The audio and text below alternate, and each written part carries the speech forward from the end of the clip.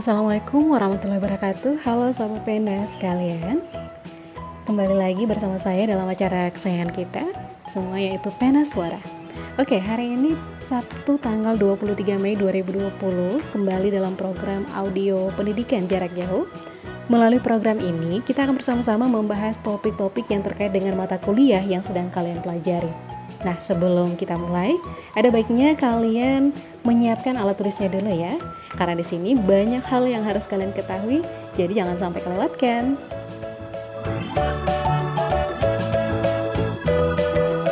Sahabat pena, pada kesempatan kali ini kita akan membahas sebuah topik tentang mata kuliah menulis kreatif. Materi menulis kreatif tentu sangat luas, bergantung dengan jenis menulis apa yang akan dipelajari.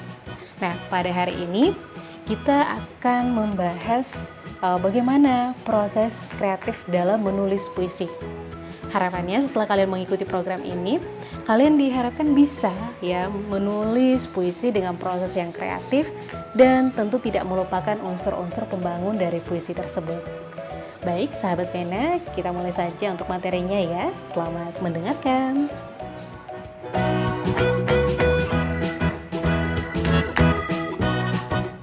Sahabat pena, tentu kalian pernah menulis puisi.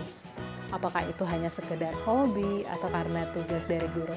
Nah, kadang kan kita sangat kesulitan membuat puisi ya. Nah, untuk hari ini kita sudah kedatangan tamu ya, yaitu dari pemateri menulis kreatif sastra. Beliau adalah Ibu Harlia, SPD. Sahabat pena, beliau adalah seorang guru, pengajar, dan tutor sastra remaja. Kita sapa dulu. Assalamualaikum, selamat siang Ibu Harlia. Selamat datang di Studio Pena Suara. Waalaikumsalam warahmatullahi wabarakatuh. Terima kasih. Selamat siang kembali juga kepada Pena Suara dan sahabat pendengar. Baik Bu, tentu sahabat pena semua sudah tidak sabar mendengarkan penjelasan dari Ibu tentunya. Bagaimana agar kita bisa menulis puisi dengan baik? Iya, baik, terima kasih. Nah, sahabat pena, sebelum menulis puisi, kita harus tahu dulu hakikat dari puisi itu sendiri. Jadi ada beberapa poin. Yang pertama adalah tema. Tema adalah pokok persoalan yang dikemukakan oleh pengarang, baik secara langsung maupun tidak secara langsung. Nah, contohnya biasa kan ada tema kepahlawanan, pendidikan, kebudayaan, agama, dan sebagainya.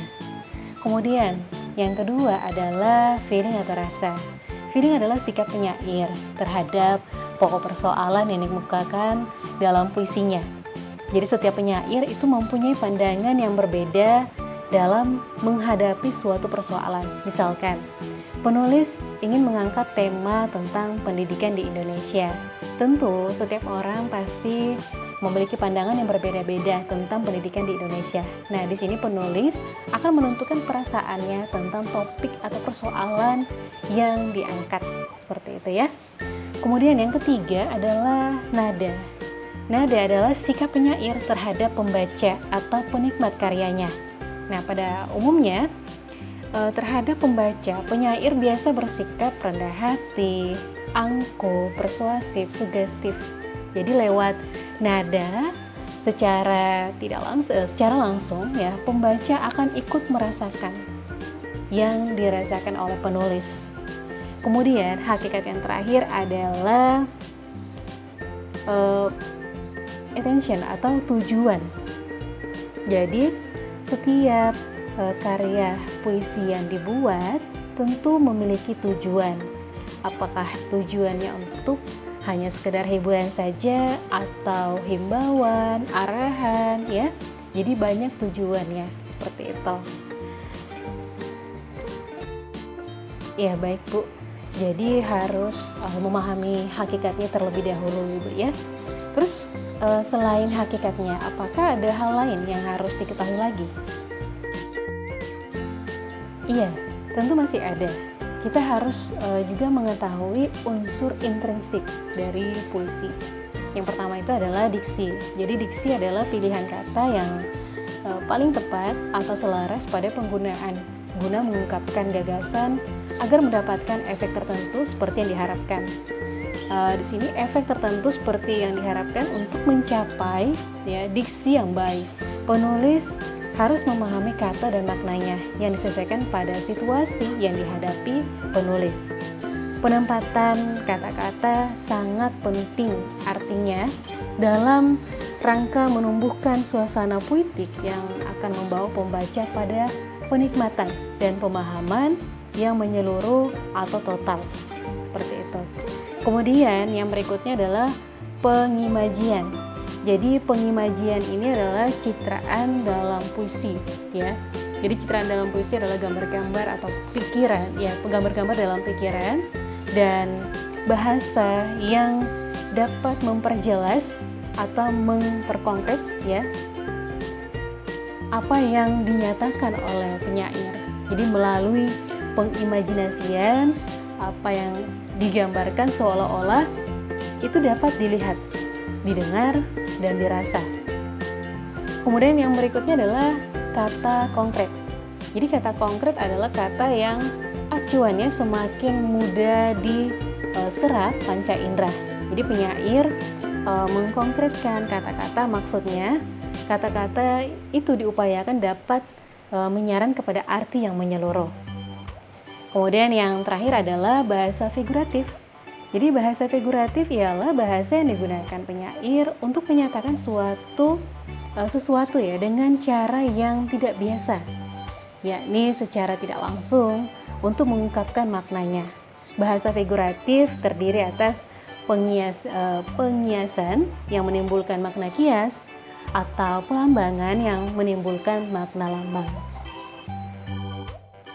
Ya, jadi sahabat pena, hal dasar yang harus kita ketahui dalam menulis puisi yaitu hakikat dan unsur intrinsiknya.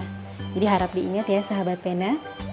Nah, Ibu, saat ini kan kita sudah mengetahui dua hal dasar tadi. Ya, apakah kita sudah bisa lanjut untuk masuk ke proses menulisnya?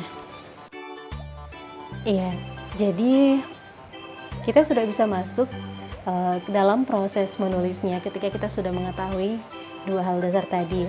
Namun dalam proses menulisnya itu ada beberapa tahapan yang harus diketahui juga, ya.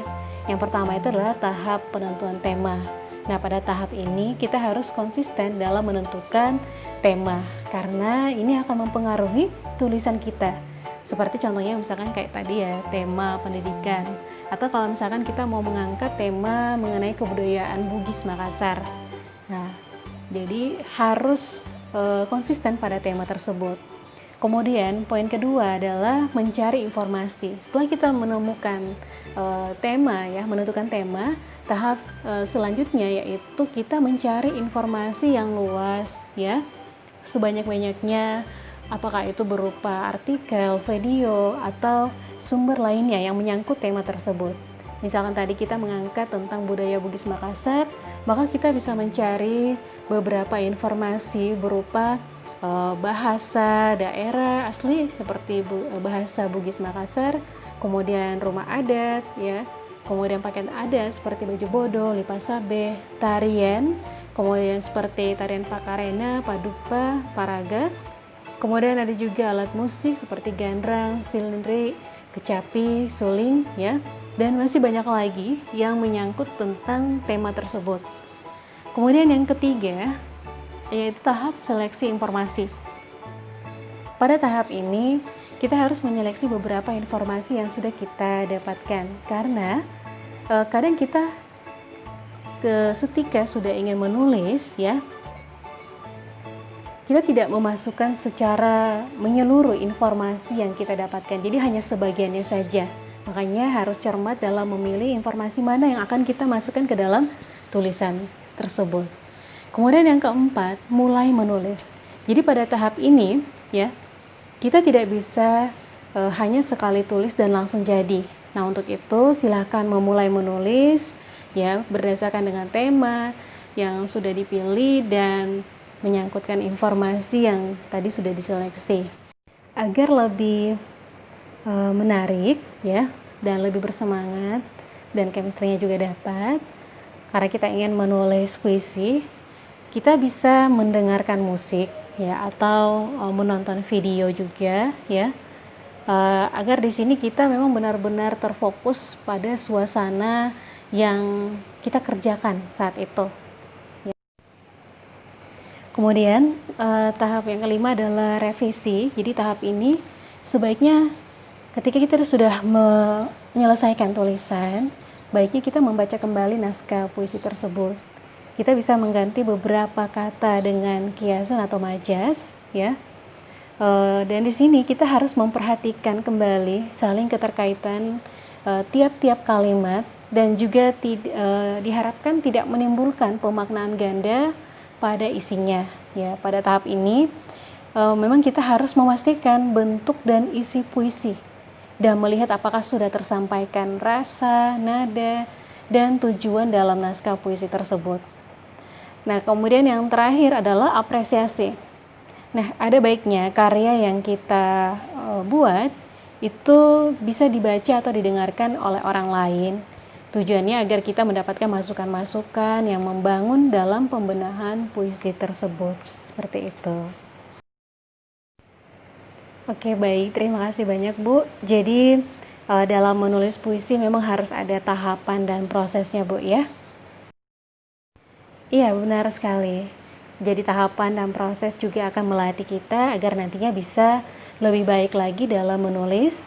Nah, untuk proses kreatifnya, di sini kita menekankan bagaimana proses menulis itu kita nikmati, ya. Salah satunya tadi dengan mendengarkan musik atau menonton video, ya, agar secara otomatis otak dan perasaan kita terfokus pada kegiatan menulis itu.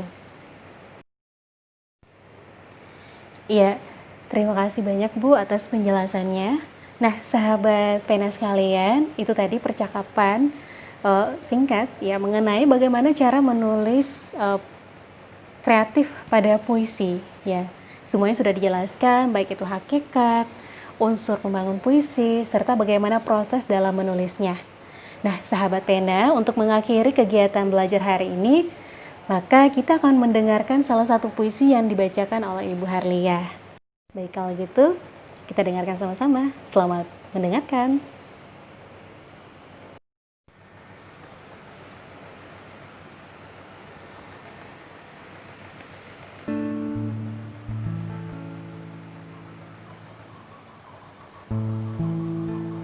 Kembali aku berdiri di tempat ini. Walau untuk kesekian kalinya, namun rasa tak akan usang walau waktu menuju tua. Di sini tak akan hening, karena deru ombak selalu menyapa dan angin akan membelai dengan kasih. Ya, ada rasa kenyamanan dan damai kala sore itu. Coba untuk tunggu sejenak lagi, karena pertunjukan itu baru dimulai. Oh, Losari, kau bagikan kasih yang tak menua. Tak perlu bergincu karena jingga akan mewarnai sore itu. Malam pun kau tak usah risau karena gelap. Karena gerobak pisang epek kan setia menerangimu sepanjang malam. Malam pun semakin syahdu dengan hadirnya anak-anakmu yang bermain kecapi di depan muda-mudi. Losari, inilah pertunjukanmu yang akan jadi kenangan yang tentunya bermuara pada hati para perantau non jauh di sana. Losari, pantai sejuta kenangan.